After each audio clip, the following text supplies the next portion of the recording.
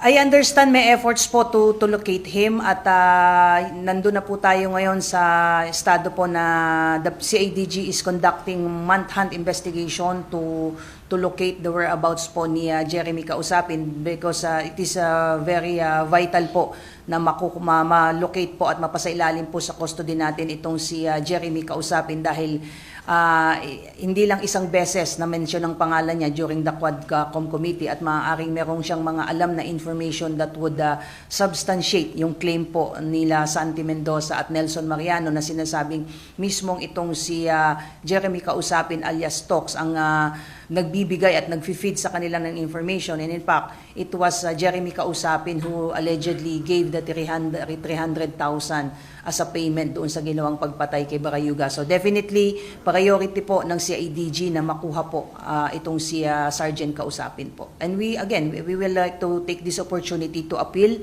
to Kausapin and of course to his family na it would be in his best interest to cooperate with the CIDG po. Bakit yung asawa walang nabanggit tungkol sa punasan? Wala po siyang nabanggit. Ang sinabi nga lang po niya nung pumunta po doon yung mga pulis ay ito lang po, iniwan sa kanya, umalis daw po sa kanilang tahanan, iniwan sa kanya yung letter of resignation, pati yung baril ay sinurrender at wala na po siya. Hindi daw po niya alam accordingly kung asaan daw po yung kanyang asawa. Ano na pong status niya ngayon after yung resignation? Well, kung hanggat hindi pa lumalabas po yung kanyang order, yung kanyang resignation at hindi po siya nagre-report ay he will be considered absence without official leave po.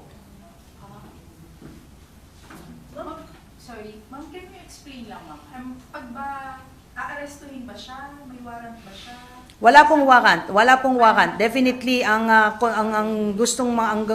direction po ng CIDG definitely for any individual na meron pong posibleng may papel, malaking papel sa isang kaso whether connected nga po dito kay Barayuga or sa ibang kaso po, ang gusto ng PNP ay makausap siya at po pwede naman siya pong mag-appear with his counsel. Hindi naman yun i-deny ng PNP kung he will deem it necessary na mag-appear po siya sa CIDG with his counsel. Karapatan po niya. What is important is it is for his own security and safety na mapasailalim po siya. Kung totoo man po na dun sa mga revelation na marami po siyang alam, not only in the case of Barayuga, ay we will not be discounting the possibility na yung maaaring mga nag-utos sa kanya ay would somehow think to at least silence him. So yun yung nakikita natin. Ang interest natin is proteksyonan din siya and at the same time to also give him the chance to hear his side of the story po. So pag nalocate po siya, ma'am, i-invite lang siya?